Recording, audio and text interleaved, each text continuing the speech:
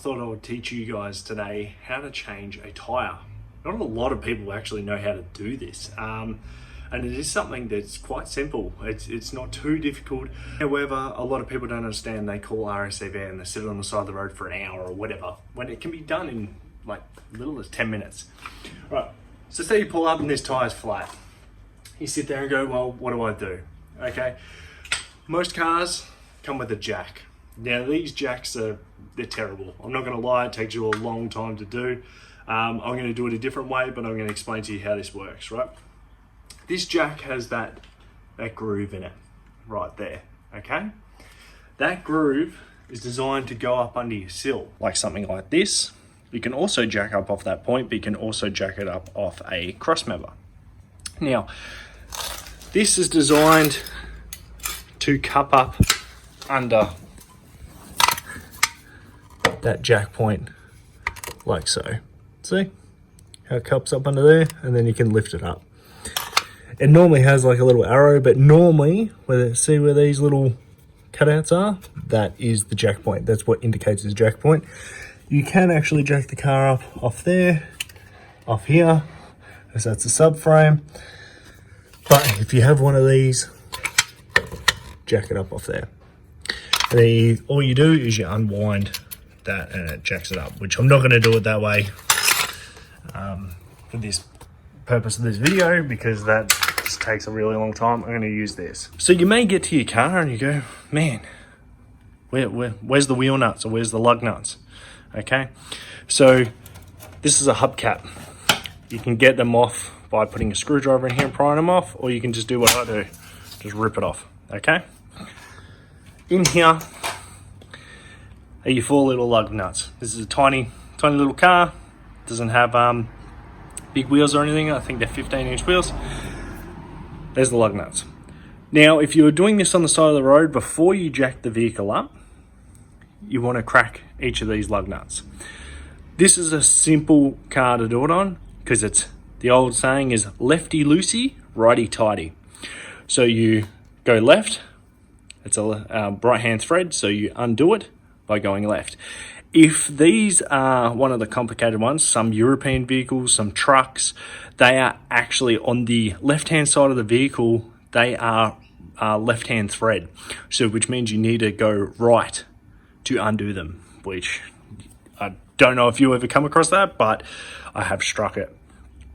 Now, you want to crack all those. So pretend that we've cracked all those. You want to find out what size they are. These are 21 mil.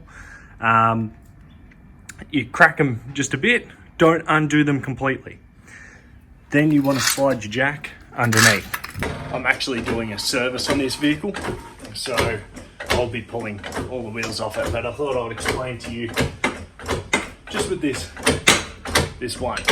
It is okay to change a wheel with the jack underneath.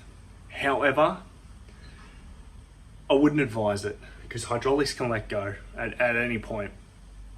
Even though these standard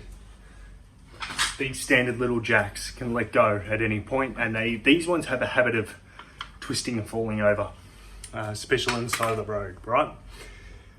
What I recommend is you put something underneath the car, like chock the wheel or something on the side of the road, whether that's a log at the back, however you choose to do it.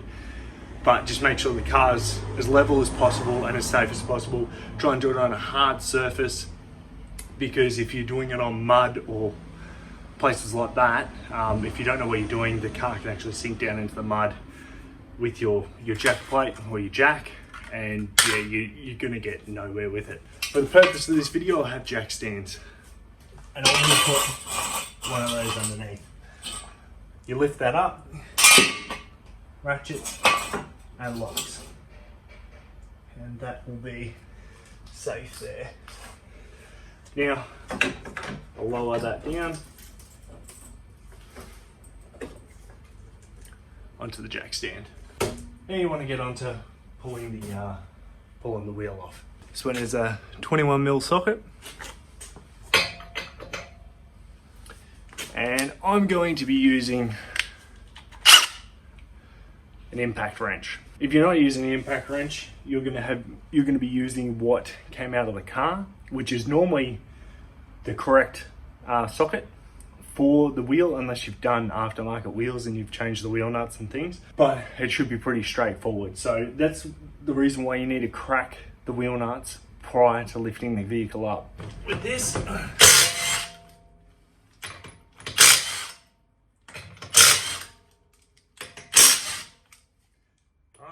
the wheel nuts are off.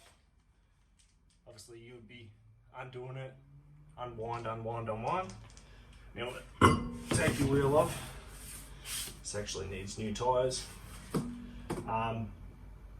And you'd be grabbing your spare out the back. But what I recommend, right, because the car's on the side of the road, before you grab your spare, there's a good rule of thumb.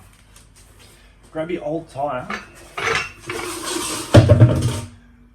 slide it under the vehicle like so. And the reason for that, if that jack or anything lets go, the vehicle's going to come down onto that wheel and not down onto you. So when you grab your new wheel, slide it in, line up the studs, push it on. So spin this around. Now if you're struggling and you can't actually lift up a wheel like this, you can sit down. Sit down like this and do it and push it on. I do it a lot with four-wheel drives and stuff, right? You sit there, you line up your studs, push it on, and then hold it. Just hold it with your foot and start your wheel nuts. Make sure they're not cross-threaded. Cross-threading is when they'll be really tight. Really tight to wind on. You don't want to do that. Alright. So this is your spare tyre. Now, I'm going to do this up with a rattle gun, but it's going to be the same principle, right? So you want to hold the wheel at the same time. You want to hold it up against the hub assembly. Make sure that it's even. You don't want to, I have seen wheels where they get cocked across. You do them up, you think they're tight, they're not, they come loose. Right? When you do, this is a 4-stud pattern. When you do 5-stud pattern, it's sort of the same thing.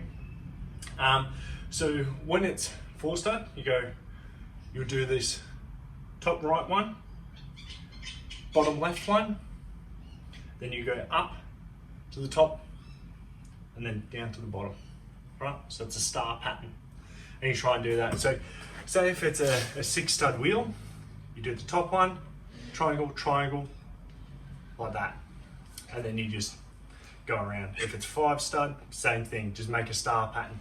That evenly distributes the torque and everything as you're doing up the hub, and keeps the wheel evenly dispersed across the face of the hub there, and it doesn't cock. So say you just do one all the way up, right? Just do that. Sometimes they stick and it won't go in 100% flush, so therefore if it's not pulled up tight, it's going to come loose and you're going to cause an accident, right? So undo that. That's why I hold them into the hub.